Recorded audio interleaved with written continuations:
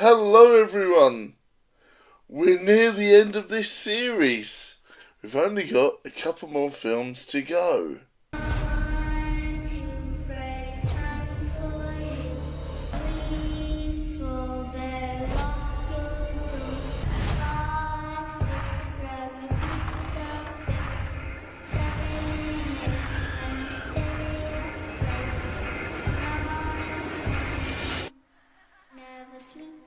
One, two, Freddy's coming for you.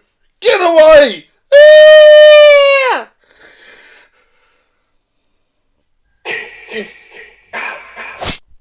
Now, this isn't the first time we've encountered Frederick in the Friday the 13th universe. In fact, other genre-related films have appeared also, like the Evil Dead series. And in fact, they both get the same nod in the same film. Jason Goes to Hell, the final Friday, features Freddy's glove and the Necronomicon. So that builds up, finally, to this film. Only took them 10 odd years. Yes, indeed. I can't believe it, but yes, it did take 10 odd years to get this done. Was it worth the wait? Let's delve in and find out. Now, this is directed by Ronnie Yu. I don't know what they've done before, but they had a pretty good stab at this. I don't recognise that director's name that much, but if they're a horror icon or they've made some of your favourite films, hit me up in the comments and tell me what they're famous for. This was, of course, released in August the 15th, 2003. So it's, the more modern of the sequels, and it did take a long time. The budget was 30 million, and the box office return was 116 million. And of course, the runtime was 97 minutes. We're going to get into the box office stuff and everything like that in a little bit.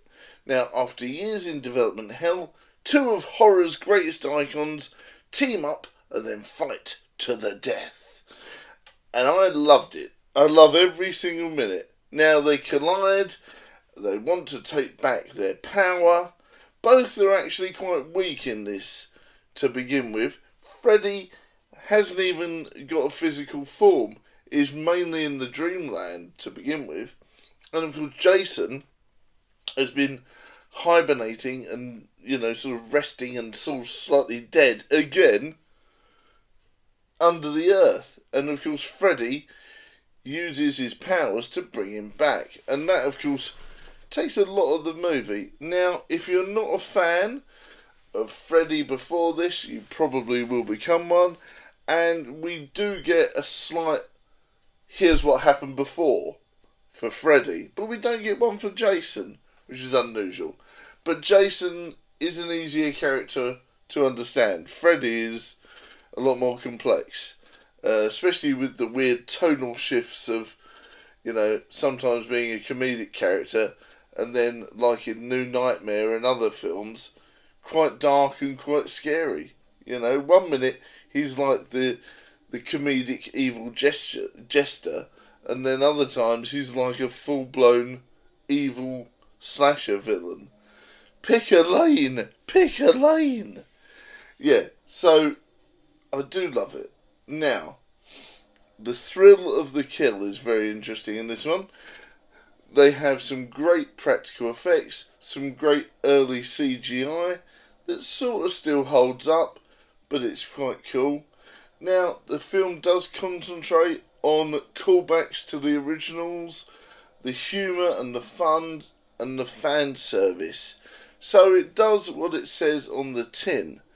Now, is it a serious horror film? Not so much. It mainly concentrates on the fan service and the ultimate battle and the kills, which are really good. But of course, would I call it a horror film? Not in the most traditional sense. It's more of an action horror, which is a weird thing. That's a weird subgenre. But yeah, it's like an action horror comedy. I wouldn't even call it a slasher, really. There are elements of slasher, but it's not a direct what you would call old school slasher film. It definitely has a lot of modern twists to it. So I wouldn't call it a traditional slasher by any way of the means. It's more of a horror, you know. My only issue is for this, and we'll get to this in a minute. But seeing the two icons get together, that's definitely something that works. And what else was working is that you finally get to see Robert Englund kick ass as Freddy for the final time, and you get to see him versus Jason. It's a real shame they didn't pick Kane Hodder for this role. I'm not sure if there was a legal reason or they just went in a different direction, but they should have picked Kane Hodder or one of the older Jason actors. I mean, they might have. Let me know in the comments. I forgot to research who played Jason, to be honest with you.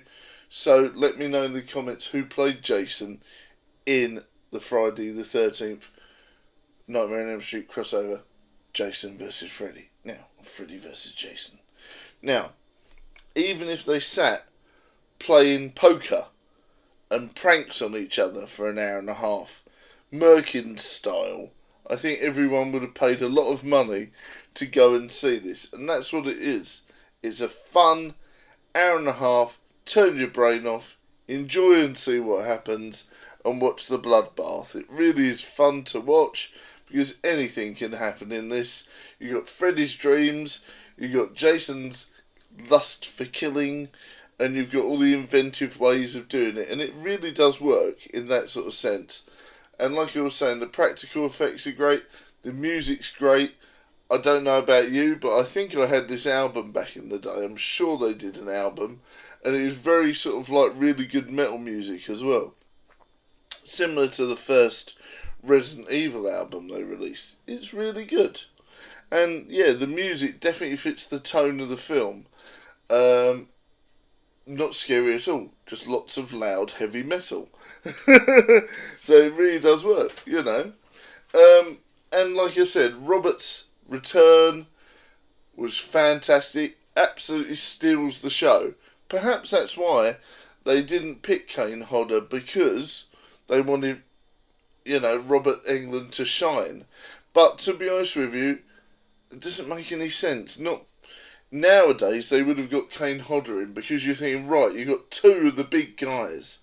It might have been a budget reason, but to be honest with you, they should have realised that this would have made quite a lot of money. If they'd have had both the icons in it, I think it would have made even more. It really would have. Another thing that works is, of course, the final battle is fantastic. You know, everyone loves those what if versus, you know, ones, and this is one of them. It would even work as a short piece, but we've had all this sort of stuff happening in it, and it's fantastic. And I love the lore in it as well, with the weird no dream drugs, really expanding Freddy's lore. And I love the fact that we get a bit more lore of Jason as well. But yeah, the final battle was fantastic. I really enjoyed it, and I was fangirling all the time.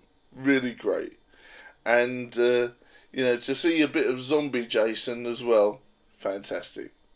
Now, like I said, it has great effects for 2000s, but they are a bit, you know, unsure on certain things. And it is the highest grossing film of either series. So this team up went fantastic. Now, what doesn't work here is that it feels like an action horror comedy, not a traditional slasher, not by any means. So if you're looking for a team up film that is a old school traditional slasher, this ain't it. This is a horror comedy action film because of Freddy the way he is, Jason of course the way he is, and all the cast and that. You know, there's quite a lot of jokes, quite a lot of comedy in it. It very much screams early 2000 horror, so it's not really what I would call a traditional slasher. For me, that is a downside. I would have loved it if this film had jump scares, proper tense moments and that sort of really spooky edge to it. But you don't really get that. It's not really what I would call a spooky slasher. So that is a shame. And of course, the characters are once again forgettable. I don't know what it is about the Friday the 13th franchise, but they love it when you just have a load of people in to kill all off. And of course, nothing much happens. You don't feel sad the fact that the characters have died. Maybe I think there's one character in it that I'm like, oh, that's a real shame. And they start off being horrible anyway. So, and then they turn themselves around. And you think, oh, that's a shame. So, that is probably it. There's one character I actually miss in it. Which is a real shame. There should be more. You should be really upset that loads of people die. Not just one. Because I think there is around 25 kills in this. So, you should feel a bit more empathy towards the characters around you if they bump off 25 people. Right? So like I said, there are more pros than cons, but if you're after a traditional slasher film, this isn't it. This is a horror action comedy. And it does it well. It really does. So I'm going to give it a solid 8 out of 10 for fan service. Let me know what you think in the comments, and could you tell us some more trivia and all sorts of bits and pieces, and let me know why Kane Hodder wasn't picked to play Jason. Was it a budgetary reason? Let me know in the comments. And we're of course nearing the end of our series, so I'd like to say a big thank you to all of our members and everyone that's been watching and everyone that's been commenting, because this has been a long slog. It really has. It's been a long slog for me, because we have never done a review series this long. I've enjoyed doing it so far, but it's painful, and I can't wait to finish the series coming soon. Don't get me wrong, I thoroughly enjoyed it, but it's painful. It really has been painful. Some of them have been god-awful. But, like I said, Freddy vs. Jason is not that case. It's a great film. Let me know in the comments your thoughts. I'll see you next time, everyone. Bye for now. Oh dear.